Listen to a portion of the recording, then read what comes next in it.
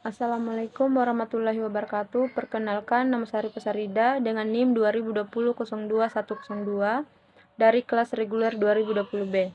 Di sini saya akan menjelaskan materi pengambilan keputusan. Adapun dosen pengampu yaitu Dr. Andi Tenri Sose, SSN, SE, MSI, guna untuk memenuhi tugas pengganti final. Yang pertama yang akan saya jelaskan yaitu mengenai konsep dasar dan makna pembuatan keputusan. Tahun 1950, Herbert A. Simon dianggap yang pertama memakai istilah pengambilan keputusan di bukunya Administrative Behavior, yang sebelumnya diterbitkan pada tahun 1947. Setelah dikemukakan oleh Simon, maka penggunaan pengambilan keputusan mulai populer diterapkan di seluruh dunia. Menurut Ying, tahun 2015, semenjak munculnya konsep pengambilan keputusan, perkembangan berikutnya muncul banyak pandangan mengenai apa itu pengambilan keputusan. Namun demikian, yang lebih lanjut menjelaskan intinya adalah proses pemilihan keputusan yang merujuk pada tujuan sebuah aktivitas atau tindakan yang digunakan dalam organisasi. Misalnya, mengelola dalam sebuah negara sebagaimana diajukan oleh Robert Jarvis bahwa aktor pembuat keputusan merupakan respon dan tafsiran terhadap fakta-fakta yang ada menjadi landasan dalam memutuskan persoalan negara. Pengambilan keputusan sebagai aktivitas utama organisasi dengan argumentasi yaitu tujuan, tanggal, dan tujuan ganda. Selanjutnya yang akan saya jelaskan yaitu mengenai pengambilan keputusan dan perencanaan kebijakan. Ketika dikaitkan dengan perencanaan, maka kedua kata keputusan dan perencanaan tidak dapat dipisahkan, melainkan terintegrasi karena tidak ada rencana tanpa kebijakan. Rencana dirumuskan karena organisasi akan mencapai masa depan yang baik, maka perlu keputusan baik pula. Begitu juga dikaitkan dengan kebijakan, maka akan menjadi sebuah arahan dalam menjalankan tugas kelembagaan. Duke and Kennedy mengelaborasikan konsep kebijakan dengan 8 arahan pemaknaan kebijakan, yaitu kebijakan sebagai penegasan maksud dan tujuan, kebijakan sebagai sekumpulan keputusan lembaga yang digunakan untuk mengatur, mengendalikan, mempromosikan, melayani, dan lain-lain pengaruh dalam lingkup kewenangannya. Kebijakan sebagai panduan tindakan diskresional, kebijakan sebagai strategi yang diambil untuk memecahkan masalah, kebijakan sebagai perilaku yang bersanksi, kebijakan sebagai norma perilaku dengan ciri konsistensi, dan peraturan dalam beberapa bidang tindakan substantif, kebijakan sebagai keluaran sistem pembuatan kebijakan, dan kebijakan sebagai pengaruh pembuatan kebijakan yang menunjuk pada pemahaman kelayakan sasaran terhadap implementasi sistem. Prinsip-prinsip dan proses pembuatan keputusan. Pembuatan keputusan merupakan salah satu unsur yang sangat esensial dalam organisasi dan manajemen. Pembuatan keputusan bukan hanya fungsi pimpinan, tapi juga suatu proses partisipasi seluruh anggota untuk meningkatkan fungsi-fungsi manajemen. Adapun prinsip-prinsip tersebut menurut Muhdi 2017 adalah sebagai berikut. Yang pertama, keputusan pada dasarnya ditujukan untuk memecahkan masalah, karena itu setiap alternatif solusi hendaknya tepat untuk masalah yang dituju. Kedua, setiap keputusan hendaknya merupakan alternatif terbaik dengan risiko yang amat minimal. 3. Keputusan hendaknya sudah mempertimbangkan lingkup dan risiko secara sistematik dan sistemik. Keempat, keputusan hendaknya tidak berada di luar zona of eksistensi manusia. 5. Keputusan yang efektif adalah keputusan yang dapat dilaksanakan. Keenam, hendaknya memecahkan masalah yang generik, bukan masalah yang operasional teknis. 7. Pembuatan keputusan terdiri dari tahap perumusan keputusan dan implementasi keputusan. 8. Pembuatan keputusan hendaknya menghasilkan suatu hasil yang dapat diukur. 9. Keputusan tidak selalu harus dimulai dari data, tapi dari judgment. Selanjutnya yaitu mengenai pembuatan keputusan dalam proses manajemen dan aspek manajemen. Pentingnya keputusan yang diambil dalam setiap tahapan manajemen, keputusan yang tepat akan membantu perusahaan mencapai tujuan dan menghindari risiko yang tidak diinginkan.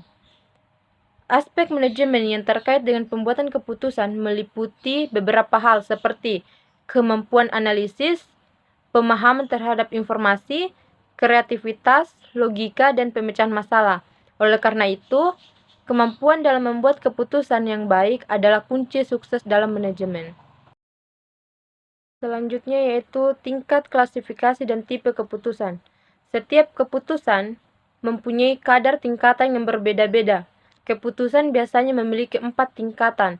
Yang pertama, keputusan otomatis. Kedua, keputusan yang berdasarkan yang diharapkan.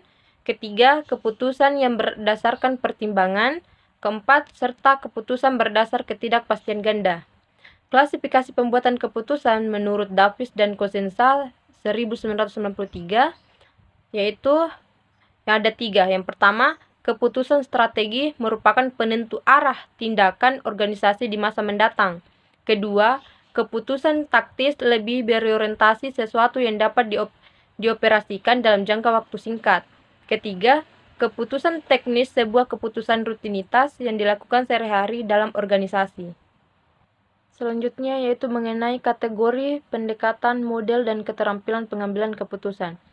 Menurut Supranto tahun 2009 menjelaskan bahwa ada 4 kategori dalam pengambilan keputusan yaitu sebagai berikut. Yang pertama, keputusan dalam keadaan ada kepastian.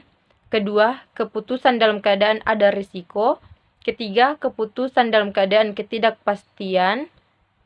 4, keputusan dalam keadaan ada konflik. Keputusan dan proses membuat keputusan adalah dasar dari semua proses kepemimpinan dan manajemen. Menurut Warwich tahun 1983, membuat keputusan merupakan bagian terbesar dari kehidupan sehari-hari.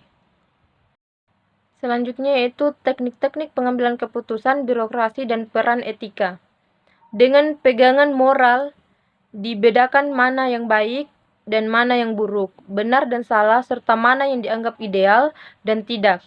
Oleh karena itu, dimanapun kita bermasyarakat, berbangsa, dan bernegara, peran etika tidak mungkin dikesampingkan. Semua warga negara berkepentingan dengan etika. Mengingat sisi strategis fungsi pemimpin birokrasi sebagai penentu setiap kebijakan organisasi dalam mencapai setiap tujuan, perumusan suatu model kepemimpinan semacam itu sangat penting untuk keberhasilan tujuan reformasi.